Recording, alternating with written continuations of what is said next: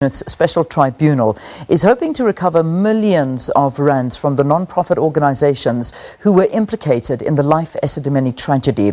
Summonses against the NGOs were issued this week and civil proceedings are expected to commence soon. The organizations allegedly benefited by submitting fraudulent invoices and ended up being overpaid.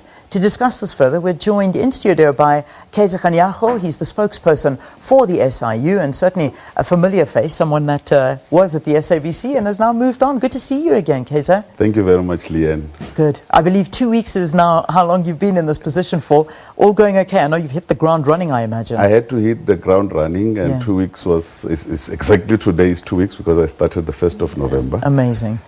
But well, it's very interesting to be there. It certainly is, because this is the SIU tasked with recovering billions. And we're going to talk to this now. But first, let's start off with Life Esidimeni and what's going on. So the whole idea is to recover, so far, you're looking at 5.5 million from some of these NGOs. Talk a little bit more about that. Yes, maybe let me start by saying that as the SIU, we do investigations after we get a proclamation from the president.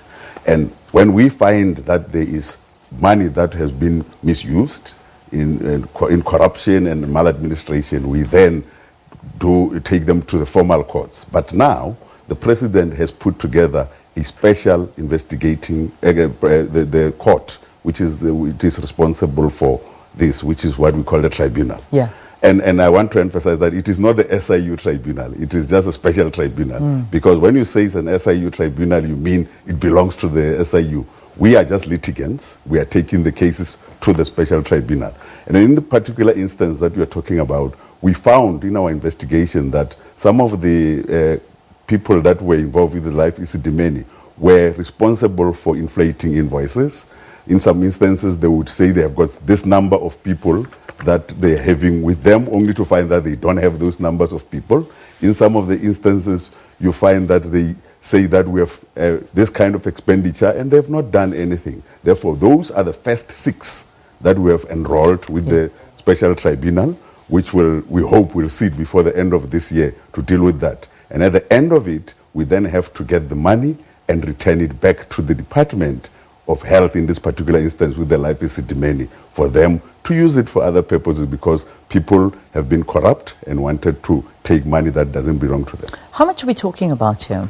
With these first 6 cases, we are talking about over 5 million rand, but generally we've got millions and millions, almost I think up to billions, that we want to recover from all the people in terms of all the other cases that we are having. We have got lots and lots of cases, because as far as we are concerned, our cases were not being given priority in the normal courts. That is why the president felt it important, after we requested that there be this special tribunal, to fast track. Because our interest as the SIU is to fast track the cases and get the money before the people finish it all. Or if they don't have the money, we'll come after whatever they have to recover the money that they might have gotten illegally. So we know that this Life Esidimeni and some of these NGOs that you're after, so that's one element that you're going to be looking into. I know that there's the first batch were actually received from the tribunal on Monday.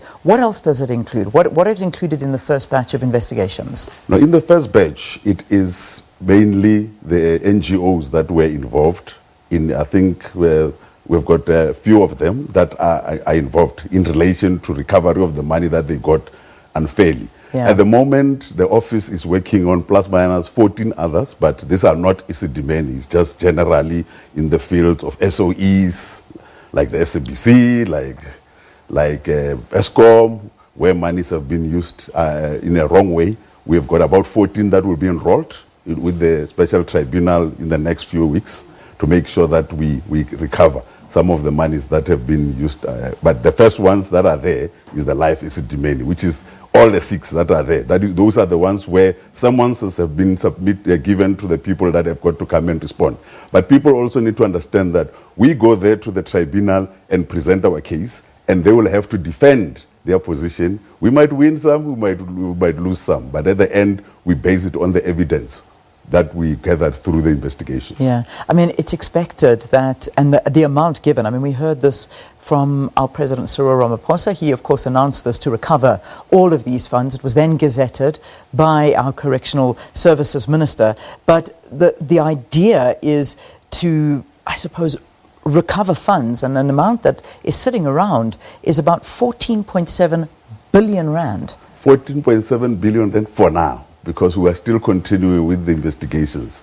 For an example, we are looking to pursue a proclamation to look into the TNA breakfast, for example. Yeah. It will add up onto the number if there are any recoveries that have to happen.